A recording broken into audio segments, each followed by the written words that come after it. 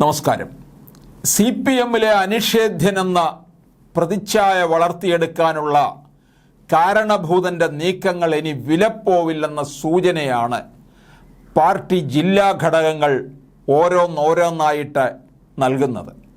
പാർട്ടിയെ കൈപ്പിടിയിൽ ഒതുക്കാനുള്ള കരുനീക്കങ്ങൾക്കെതിരെ പണ്ടില്ലാത്ത വിധം കടുത്ത എതിർ ശബ്ദങ്ങൾ ഉയരുന്നുണ്ട്.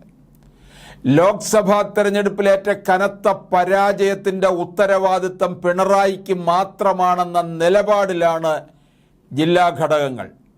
പിണറായിയുടെ ധാർഷ്ട്യവും സർക്കാരിൻ്റെ പ്രവർത്തന വൈകല്യങ്ങൾക്കെതിരായ പ്രതിഷേധവുമാണ് തെരഞ്ഞെടുപ്പിൽ പ്രതിഫലിച്ചതെന്നാണ് പാർട്ടി ഒന്നാകെ വിലയിരുത്തുന്നത്.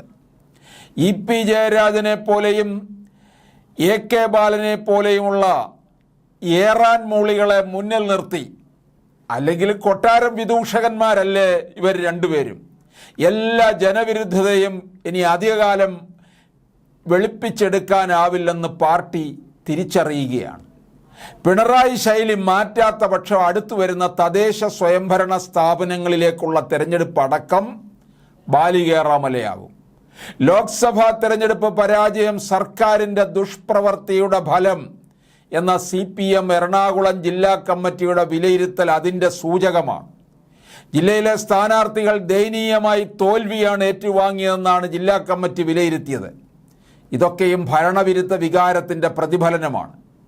പിണറായിയും രാധാകൃഷ്ണനും ഒഴികെയുള്ള മന്ത്രിമാരുടെ പരിചയസമ്പത്തില്ലായ്മയും ക്ഷേമ പെൻഷനുകൾ സമയത്ത് നൽകാതെ സാധാരണ ജനങ്ങളെ ബുദ്ധിമുട്ടിച്ചതും ജനവിരുദ്ധ നിലപാടുകളും പ്രതിഷേധ വോട്ടായി മാറി. മുസ്ലിം സമുദായത്തെ പ്രീണിപ്പിക്കാൻ പരമാവധി ശ്രമിച്ചെങ്കിലും അവരുടെ വോട്ട് കാര്യമായി ലഭിച്ചില്ല. മാത്രമല്ല, മുസ്ലിം പ്രീണനം അതിര് കവിഞ്ഞപ്പോൾ മറ്റ് വിഭാഗങ്ങളുടെ വോട്ടുകൾ ചോരുന്നതിന് ഇടയാക്കി.